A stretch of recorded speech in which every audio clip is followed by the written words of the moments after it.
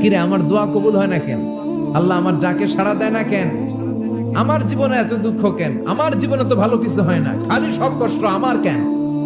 এরকম আছে না নাই? এরকম হতাশদের জন্য এই সূরাটা একটা আলোকবর্তিকা, মোটিভেশনাল সূরা। আলহামদুলিল্লাহ পড়েন। এজন্য আল্লাহ বললেন ওয়াদ-দুহা ওয়াল-লাইলি ইযা সাজা মা ওয়াদ্দা'আকা রাব্বুকা ওয়া মা ক্বালা ওয়ালাল আখিরাতু খায়রুল লাকা মিনাল উলা। এরপর আল্লাহ বললেন নবী ওয়ালাল আখিরাতু খায়রুল লাকা মিনাল উলা, and verily indeed the hereafter is far better for you than this dunya. এই দুনিয়ার চেয়ে আপনার জন্য আখিরাতটা অনেক দামি। খায়রুল লাকা মিনাল উলা, এই দুনিয়ার চেয়ে আখিরাতটা অনেক শ্রেষ্ঠ। এতে আল্লাহ বললেন দুনিয়ার চেয়ে আখিরাত শ্রেষ্ঠ, আর এক আয়াতে আল্লাহ বললেন দুনিয়ার চেয়ে আখিরাত হলো স্থায়ী। ঠিক কি না? বাল তু'থিরুনাল হায়াতাদ দুনিয়া ওয়াল আখিরাতু খায়রুন ওয়া আবাকা। তোমরা দুনিয়ার জীবন নিয়ে পাগল পাড়া হয়ে থাকো, আল্লাহ বললেন দুনিয়ার জীবনের চাইতে আখিরাতের জীবন শ্রেষ্ঠ এবং স্থায়ী। ঠিক কি না? কার কথা? দুনিয়া স্থায়ী না আখিরাত স্থায়ী? দুনিয়া শ্রেষ্ঠ না আখিরাত শ্রেষ্ঠ? কিন্তু আমরা কোনটার পিছনে দৌড়াই? খালি দুনিয়া দুনিয়া। দুনিয়া কে মজা ले लो দুনিয়া তোমারি है, কিন্তু জান্নাত কে মজা ले लो জান্নাত তোমারি है, ওইটা কয় না? আছে না নাই? দুনিয়ার পেছনে পাগল হয়ে আমরা পড়ে থাকি। এই দুনিয়ার জীবনটা একটা মায়াজাল, এটা একটা মরিচিকা। এই মরিচিকা, এই ধোঁকা, এই লালসা আর এই মায়াজালের পেছনে আমরা ছুটছি। ছুটতে ছুটতে হুট করে একবার কবরের ভিতরে ঢুকতে হবে। কথা বলেন, তখন আমাদের টনক নড়বে। এজন্য দুনিয়া মুমিনদের জন্য শ্রেষ্ঠ আর স্থায়ী জায়গা নয়। মুমিনের আসল জায়গা হচ্ছে আখিরাত। মুমিনের শান্তি আর কল্যাণের জায়গা হচ্ছে আখিরাত। জান্নাত হচ্ছে মুমিনের শেষ ঠিকানা। চিৎকার করে বলেন ঠিক কিনা? সেটাই বিশ্বনবীরে বললেন নবী, কাফির মুশরিকদের কথা আপনি কান দিবেন না, ওদের কথায় হতাশ হবেন না, নিরাশ হবেন না, হাল ছাড়বেন না, ভরসা রাখবেন কার উপর? কারণ ওয়ালাল আখিরাতু খায়রুল লাকা মিনাল উলা। এই দুনিয়ার জীবন ক্ষণস্থায়ী জীবন, চিরকালীন জীবন হলো আখিরাত। নবীরে কিভাবে আশ্বাস দিতেছে দেখছেন? অ্যাসিউরেন্স করতেছে, কনফার্মেশন। এই সূরাটা যে শান্তির সূরা, মোটিভেশনের সূরা, অনুপ্রেরণার সূরা, ইন্সপাইরেশন যে জায়গায়, প্রতিটা আয়াতে আপনি ইন্সপাইরেশন পাবেন। তো প্রতিটা আয়াতে আপনি উজ্জীবিত হবেন, সজীব হবেন, এনথিউজিয়াস্টিক এন্ড এনার্জেটিক হবেন, আপনি এনার্জি ফিরে পাবেন। আলহামদুলিল্লাহ পড়েন। এরপরে বিশ্বনবীর আরো খুশি করার জন্য আল্লাহ বললেন ওয়ালা সাউফা ইউতিকা রাব্বুকা ফাতারদা। ও নবী, অচিরে এমন এমন জিনিস আমি আপনারে দান করব, এগুলো পেয়ে আপনি খুশি হয়ে যাবে। ওয়ালা সাউফা ইউতিকা রাব্বুকা ফাতারদা। অচিরেই এমন এমন জিনিস আমি আল্লাহ আপনারে দান করব। ওরা আপনারে গালি দেয়, ওদের কথা আপনার মন খারাপ, আপনি হতাশ, ভয় পাবেন না নবী। হতাশ হবেন না, নিরাশ হবেন না, আমার উপর ভরসা রাখেন না। এমন এমন জিনিস আমি আপনারে দেব, ফাতারদা, ওগুলো পেয়ে আপনি খুশি হয়ে যাবেন। সুবহানাল্লাহ পড়েন। আল্লাহর কাজই হলো বিশ্বনবীরে খুশি রাখা। Verily I'm gonna give you something that will make you happy. এমন জিনিস আপনারে দেব নবী, আপনি খুশি হয়ে যাবেন।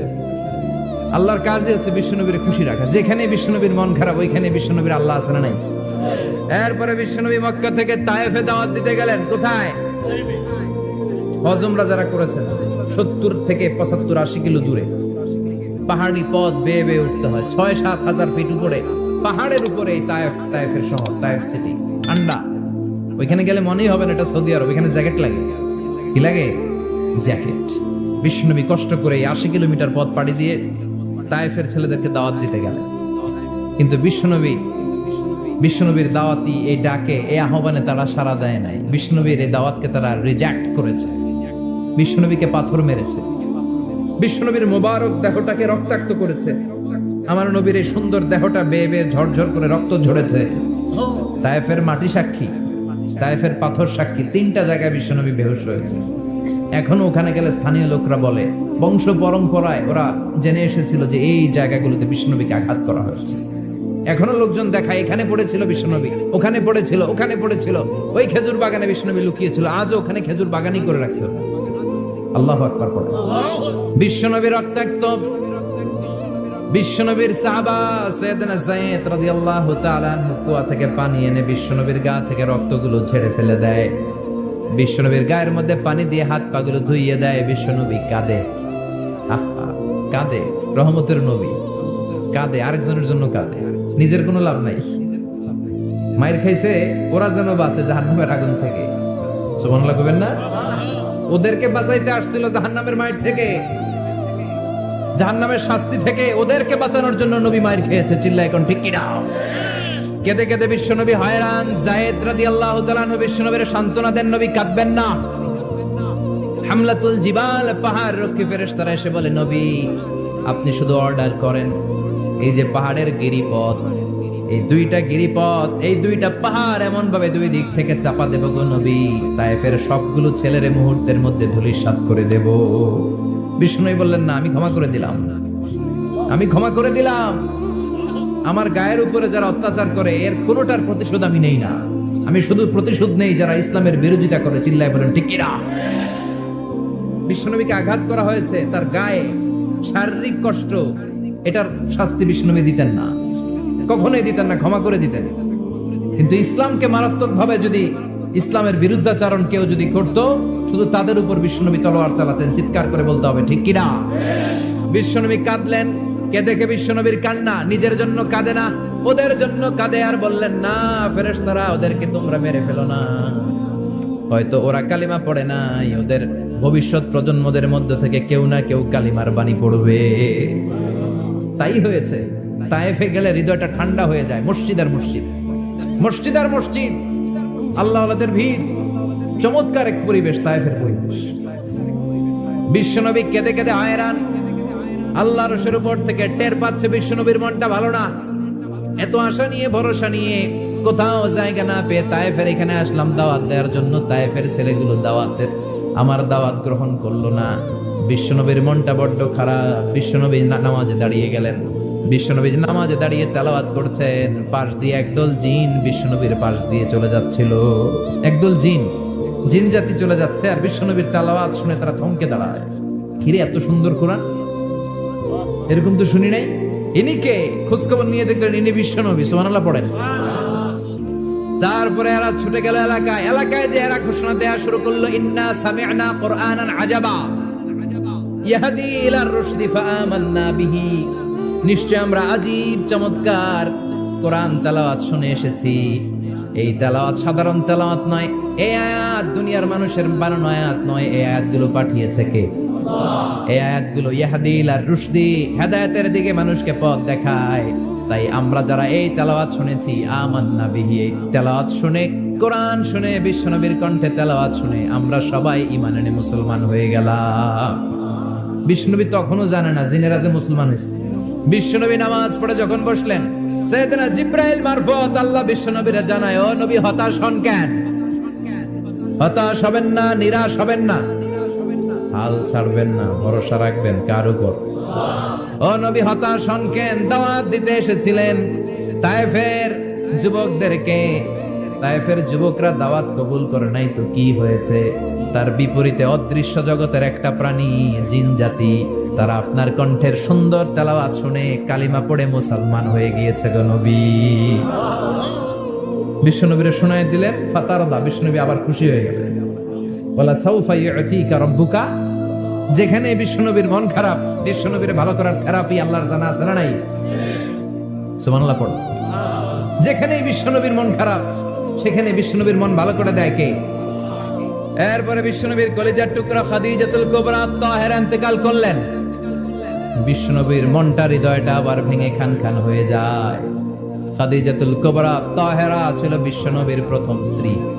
নিজের যত সম্পদ ছিল সব বিশ্বনবীর পায়ের সামনে ঢেলে দিয়েছে, সব ঢেলে দিয়েছে বিশ্বনবীর জন্য। উনিও স্ত্রী, আমাদের স্ত্রীগুলো স্ত্রী, পার্থক্য আছে না নাই? নিজের যা ছিল সব দিয়ে দিল স্বামীরে। বিশ্বনবী বলতেন, রুজিক তো হুব্বাহা। খাদিজাতুল কুবরার ভালোবাসা সহিহ মুসলিমের বর্ণনা, আল্লাহ আমার হৃদয়ের ভিতরে রিজিক হিসেবে দিয়েছে।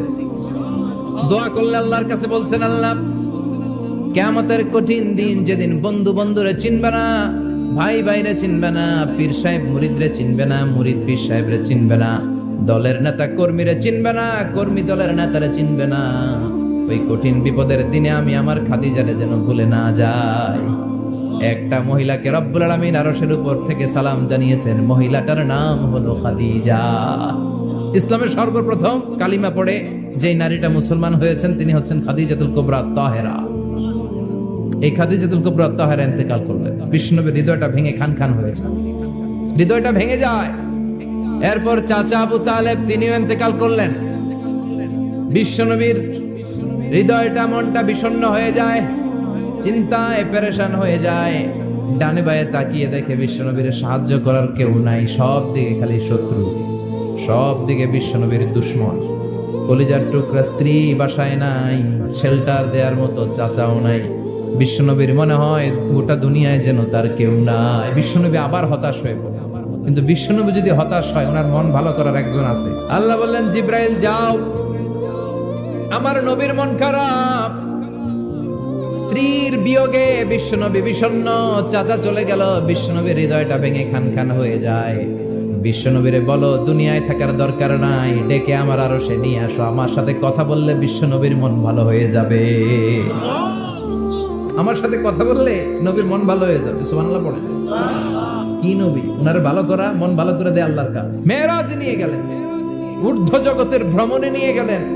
জিব্রাইল ডেকে বললেন, ও জিব্রাইল, আমি জানি বিশ্বনবীর মন খারাপ, স্ত্রী নাই, চাচা নাই, তুমি বিশ্বনবীর নিয়ে আসো তো, আমার দরবারে নিয়ে আসো, আমার সাথে কিছু সময় কাটাবে, আমার সাথে কথা বলবে, মন ভালো হয়ে যাবে। ওয়ালা সাউফা ইউতিকা রাব্বুকা ফাতারদা। ও নবী, এমন এমন জিনিস আপনারে আমি দেব, এগুলো দিয়ে আমি আপনার মনটারে ভালো করে ফেলবো। চিল্লায় কোন সুবহানাল্লাহ। মেরাজ থেকে ফেরার পরে অত্যাচারের মাত্রা আরো বেড়ে গেল, কিন্তু অত্যাচারে মুমিন কখনো কাবু হয় না। জোরে কোন ঠিক কিনা? বিশ্বনবীরে বলা হলো, ক্ষমতার চেয়ার দেব, সুন্দরী নারী দেব, সম্পদের পাহাড় বানিয়ে দেব, শুধু কালেমার দাওয়াত বন্ধ করে দাও। বিশ্বনবী বললেন, তোমাদের 3 দফা, আমার শুধু 1 দফা। বিশ্বনবীর কয় দফা? বিশ্বনবী বললেন, লা ওয়াদাউ আশ-শামসা ফি ইয়ামিনি ওয়াল কামারা ফি ইয়াসারি।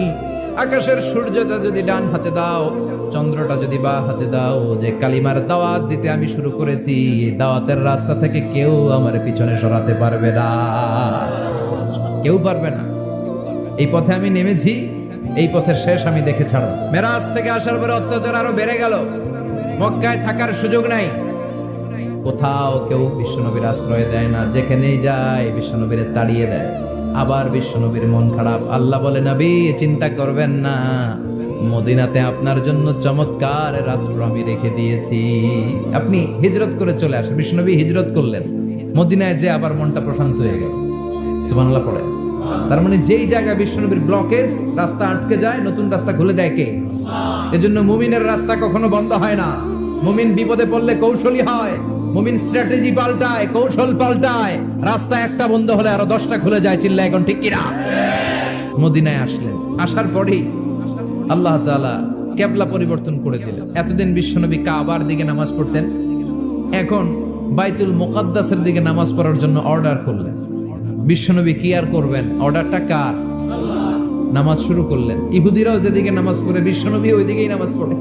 বাইতুল মুকাদ্দাস 1 মাস, 2 মাস, 3 মাস যেতে যেতে 16 মাস কিংবা 17 মাস, কিন্তু বিশ্বনবীর এটা ভালো লাগে না।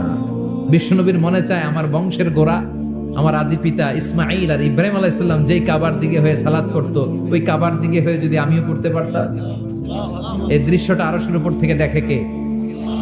আল্লাহ আয়াত নাযিল করে দিলেন, قد نرى تقلب وجهك في السماء فلنولينك قبلة ترضاها فولي وجهك شطر المسجد الحرام। আল্লাহ বলেন, নবী আমি দেখি প্রতিদিন নামাজের পরে আপনি মাথাটারে আকাশের দিকে, উপরের দিকে করেন, আর মনে মনে ভাবেন এই বুঝি আল্লাহ জিব্রাইলের মারফত আমারে জানিয়ে দিবে কাবার দিকে হয়ে যেন নামাজ পড়ি। আপনি যে উপরের দিকে তাকায় কিছু বলেন না, কিন্তু কি যে ভাবেন ওটা তো আমি জানি, ওটা তো আমি বুঝি। ফালানুয়াল্লিয়ান্নাকা কিবলাতান তারদাহা, অচিরেই আপনার মন যেদিকে চায় ওদিকে আমি কিবলা করে দেব। ফাওয়াল্লি ওয়াজহাকা শাতরাল মাসজিদিল হারাম। ঠিক আছে নবী, আর যখন আপনার দেরি হয় না, এখনই আপনি চেহারাটা বাইতুল মুকাদ্দাস থেকে মসজিদুল হারামের দিকে ঘুরিয়ে কিবলামুখী হয়ে নামাজ পড়া শুরু করে দেন। বিশ্বনবীর মনে চায় না বাইতুল মুকাদ্দাসে পড়তে, মনে চায় কাবার দিকে পড়তে, মুহূর্তের মধ্যেই মুকাদ্দাস থেকে কাবার দিকে কিবলা পরিবর্তন করে দিল কে?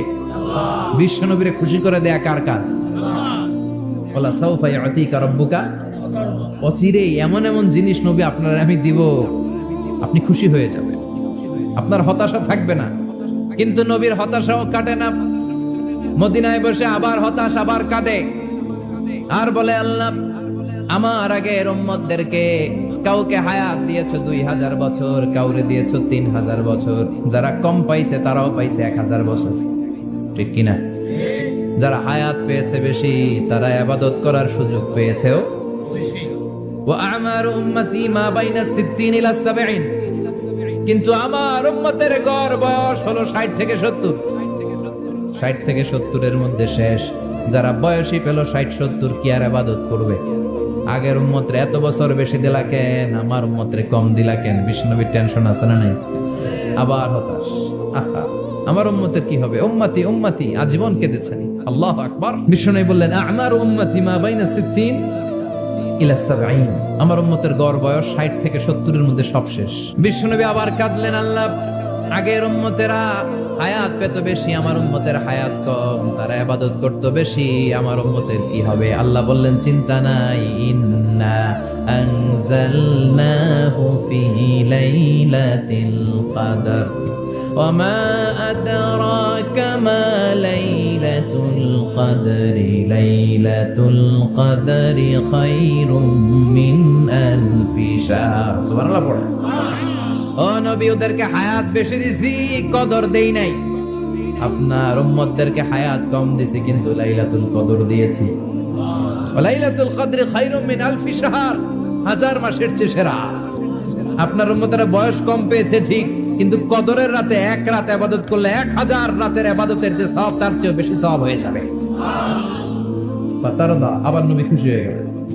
সুবহানাল্লাহ কইবেন না? যেখানে নবীর মন খারাপ, নবীর মন ভালো করে দেয় কে?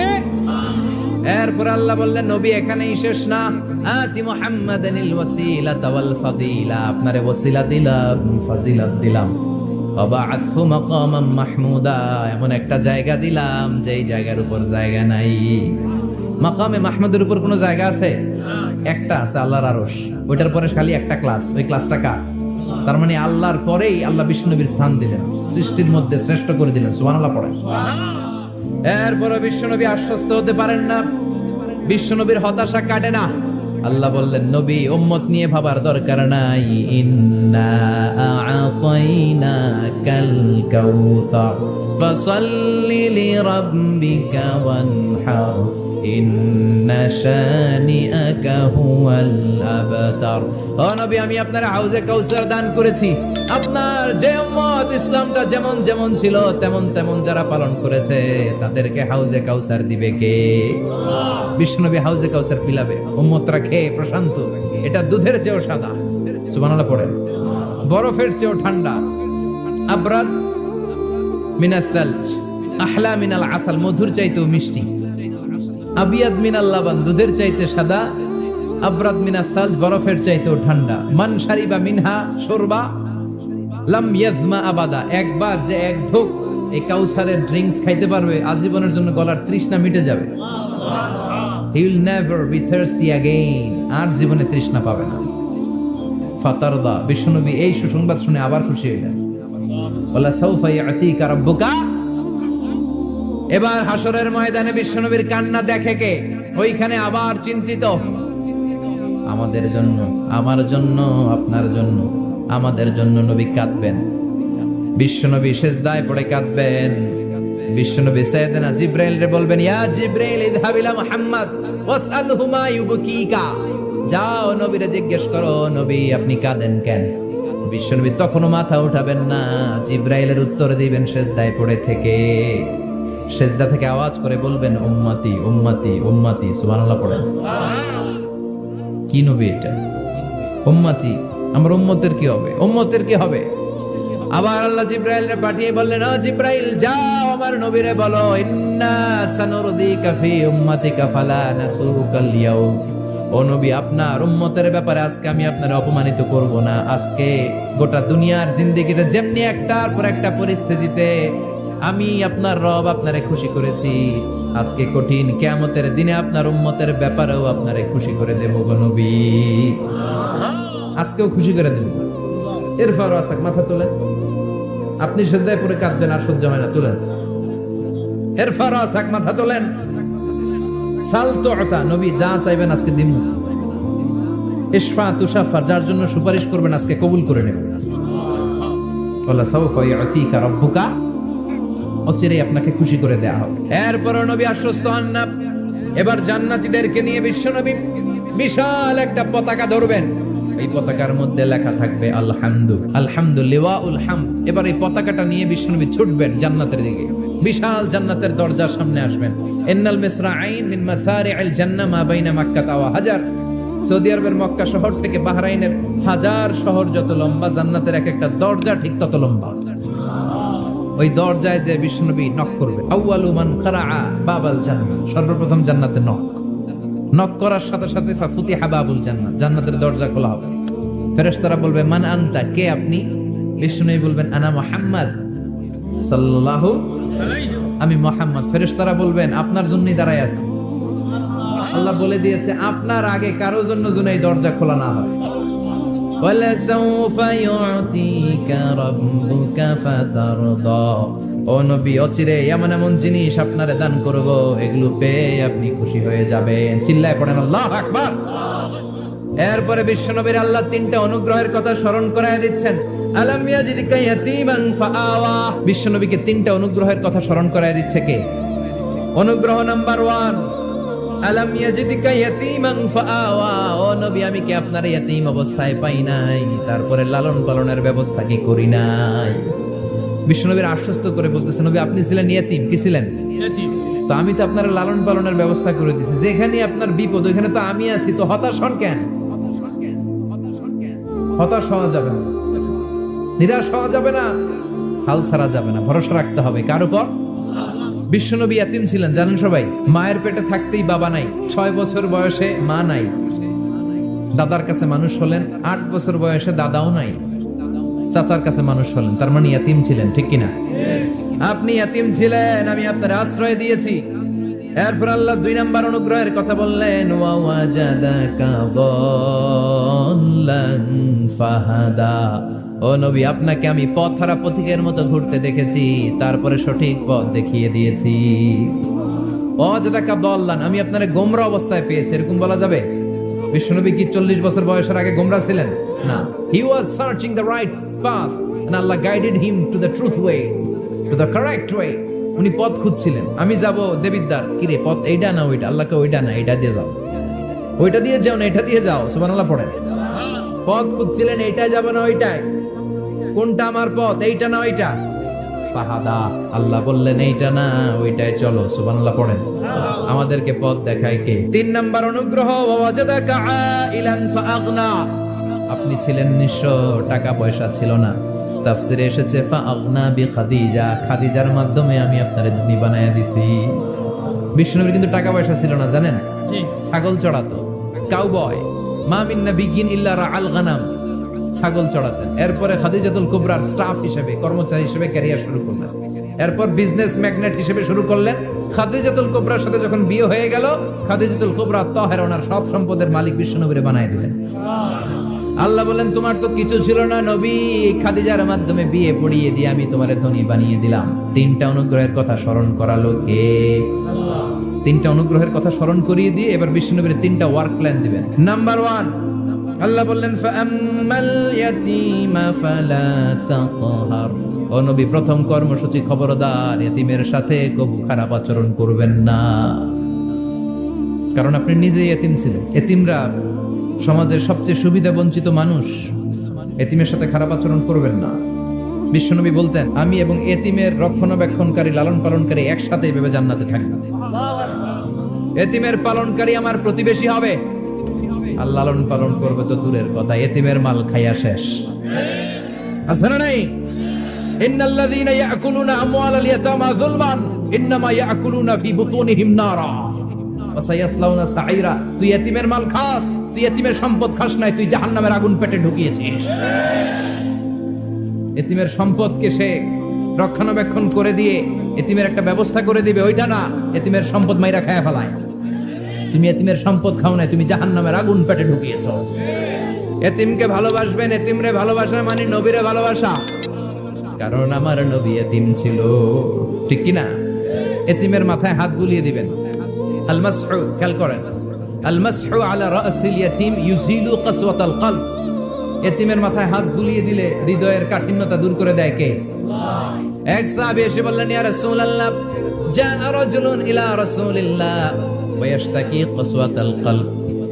এক লোক এসে বলে, নবী, আমার হৃদয়টা বড্ড শক্ত, হৃদয় নরম হয় না, এমন কিছু আমারে শিখিয়ে দেন যাতে হৃদয়টা নরম হয়ে যায়। বিশ্বনবী বললেন, তোমারে 3টা কাজ করতে বলবো। 1, এর হামিল ইয়াতিম, এতিমের প্রতি রহম দিল হও। 2, আমসাহ আলা রাসি, এতিমের মাথায় হাত বুলিয়ে দাও। 3, আতইম তাআমাকা মাআহু, তোমার খাবার তার সাথে শেয়ার করো। ইয়ালিনু কলবুক, তোমার হৃদয়টা নরম হয়ে যাবে। অনেকে আছে দোয়া করলে চোখ দিয়ে পানি বের হয় না, আসরা নাই? কঠিন হৃদয়, হৃদয় নরম হয় না। এতিমের মাথায় হাত বুলিয়ে দিবেন, আপনার হৃদয়টারে নরম করে দিবে কে? যাদের ঘরে শান্তি নাই, জ্বালা যন্ত্রণা, একটু এতিমখানায় যাবেন, কিছু দান সদকা করবেন। ওরা খেতে পায় না, ওদেরকে খাবার দিয়ে আসবেন, একটা গরু দিয়ে আসবেন, একটা খাসি দিয়ে আসবেন, ওরা খাবে, আপনার জন্য দোয়া করবে। আর মাথায় একটু হাত বুলিয়ে দিয়েন।